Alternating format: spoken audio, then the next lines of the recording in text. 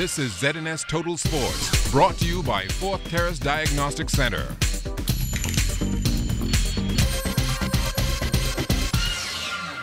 Welcome to sports, everybody.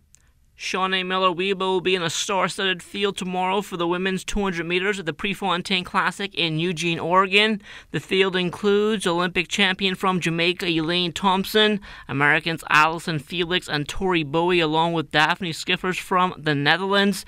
NBC will have coverage beginning at 4 p.m. The NCAA Division I track and field regionals underway. Let's start in the East. Liberty's Denzel Pratt, 16th in the men's javelin, 205 feet 11 inches. Not good enough to move on to the Nationals. Andre Colbrook from Southeast Louisiana. He won his heat of the men's 400 hurdles to advance to the next round. Katrina Seymour from East Tennessee State also moving on to the next round of the women's 400 hurdles. Her time 59.17. Florida State's Shaquania Dorsett moving out of the heats of the women's 400, her time 53.40. Henry DeLuz from Miami, the only Bahamian to advance past the opening round of the men's 400. He ran 47.29. Purdue's Kennard Roll running 48.42, while Ashley Riley of Southeast Louisiana ran 50.90.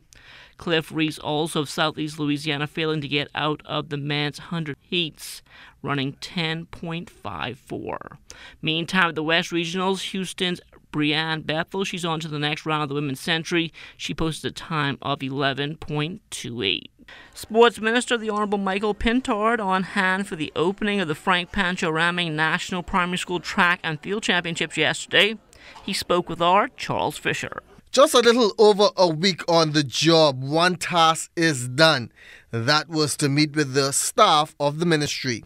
Because it's certainly important to understand what programs and projects have been running for years, and to begin the evaluation process to determine what has been working, what has not been working, what must we tweak in order to make sure that everything we do is cost effective, and at the end of the day we're affecting the lives of those athletes and the communities they serve.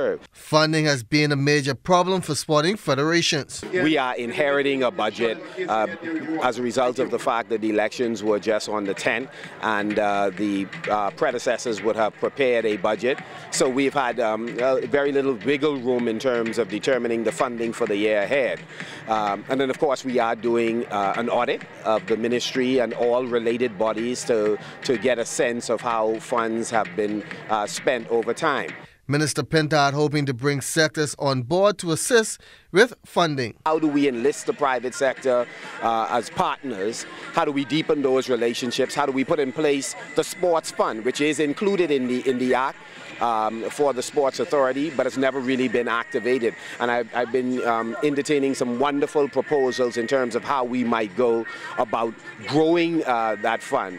And so I'm excited and optimistic that we are going to be able to attract both local, national, and international funding. Not to be left out is the Family Islands.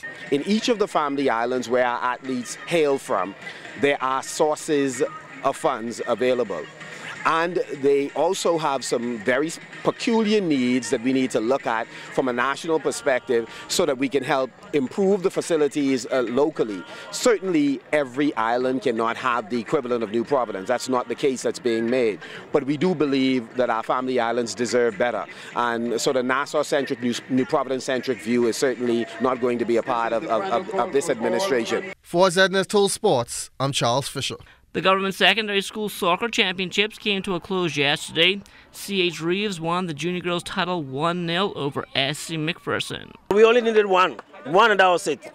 We only needed one. We thank God for everything. I feel like we played good because we fight as a team. And without our coach, we couldn't have done it without him. I think in the first half, we slacked off a little bit because we thought we had it. But I saw in the second half that we picked up our attitude and everybody got what they're supposed to do and work as a team. We played very competitive. I feel like SC did good, but we did better. I believe my girls was right in there until the first goal was taken, and then they just lost it. They fell apart. The junior boys crown going to SC McPherson. They also scored a 1-0 win over LW Young. It was a team performance. It was a hard-fought game because we really wanted this one. We've been in this position for the past 6 years, and we were never back-to-back. This is our first back-to-back champion, so it feels very, very sweet. They played a great game. It was amazing. Without our coach, we wouldn't make it nowhere. And we were saying we were champions. We played so good today because we pray in everything. We could win this game, and we just do it. We had to struggle, and we had to show them who's the best. The Bahamas Bowling Federation getting ready to close out its nationals this weekend at Mario's. Lee Davis currently leading the men with 3,098 pins. Driscoll Rule tops the women. She has 2,810. The official draw held for the Under-17 Women's and Men's Central Basket Tournament, which takes place this summer. Our ladies will play out of Group B alongside Suriname, Costa Rica, and Puerto Rico. The men, they will play out of Group A alongside Guyana, Puerto Rico, and Mexico.